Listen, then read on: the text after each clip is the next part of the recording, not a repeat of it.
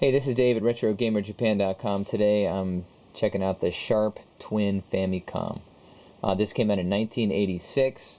It's licensed by Nintendo. It says Famicom right there. It was made only in Japan, or released in Japan. And pretty much the functionality is everything that you get here.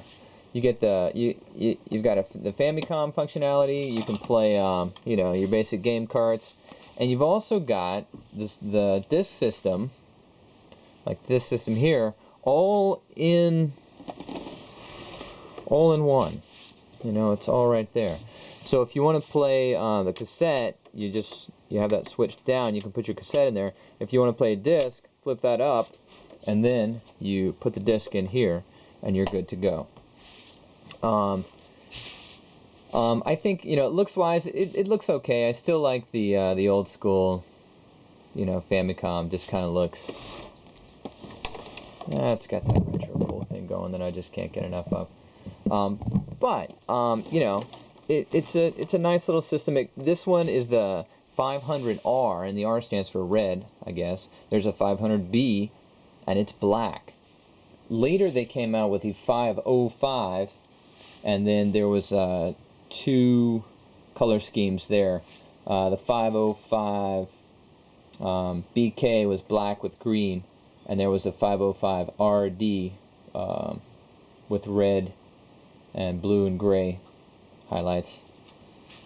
So this is the 500R. Anyway, I really like the Twin Famicom. One of the things I especially like about it is you can use any old AV cables. These work great, no problem. Just plug it in and go. And so that is one of those extra things that you don't have to worry about with the Famicom and the Super Famicom, and you have to get the proprietary AV cables, or I guess with the Famicom you've got the whole RF thing going. This one is just really nice. Now sometimes the difficult part about the Twin Famicom is getting a power supply for it, and you have to really kind of be careful about the power supply. Here is the your Twin Famicom original by Sharp power supply, and the power supply kind of looks like a Famicom power supply, about a little bit heavier, about the same size, but you really have to be careful. You cannot use your Famicom power supply with the Twin Famicom. The polarity is reversed on the Sharp, and the voltage is different. So if you plug in, if you've got your old, you got your Nintendo Famicom power supply, and you plug it into your Twin Famicom, you're gonna ruin the Twin Famicom. So you really have to be careful about that. And now here's the other kind of thing about this power supply. These are hard to come by. I'm having a difficult time finding them.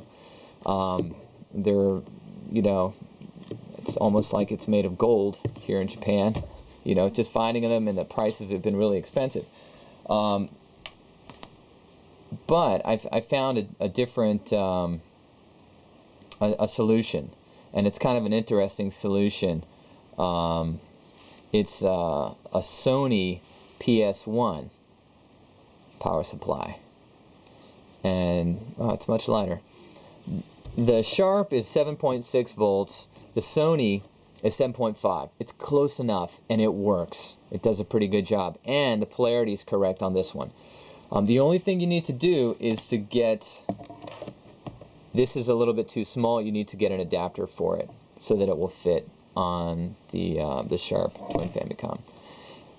And so lately I've been trying to find these. These are a little bit easier to find. It's from a Sony PS1, and it works great. And it's a real godsend when it comes to the Twin Famicom, because then suddenly, if you find a bare Twin Famicom, and you can grab the your AV cable from anywhere, that'll work. Run down and get your basic AV cable, and you're good to go. And then if you can source a PS1 power supply, you're ready to rock and roll. You just need to get the little adapter. And again, this is all 100 volt. If you're, if you're in the States, you need a step-down transformer, and pretty much I think anywhere in Europe or the United States, Canada, you definitely need a step-down transformer, and it's got to step down from whatever you are. The U.S. is going to be 120 to 100, and you got to step down, or you may fry the unit here. So anyway, that's the Twin Famicom. I just wanted to show it to you. It's a really cool system. Anyway, that's just a little bit about the battery, mainly about the battery there.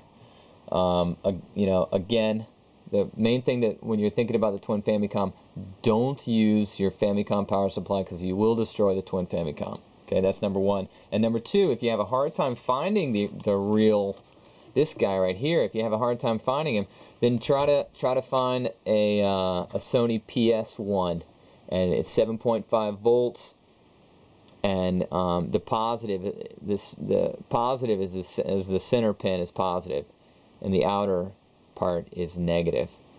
So it's totally opposite from the Famicom power supply. Anyway, I hope that that helps, and please stop by the website retrogamerjapan.com. If you sign up for the little newsletter, you get 10% off. I'll give you the coupon code, and you get 10% off anything in the store. So I hope to see you there, retrogamerjapan.com. Thanks for watching. Talk to you later.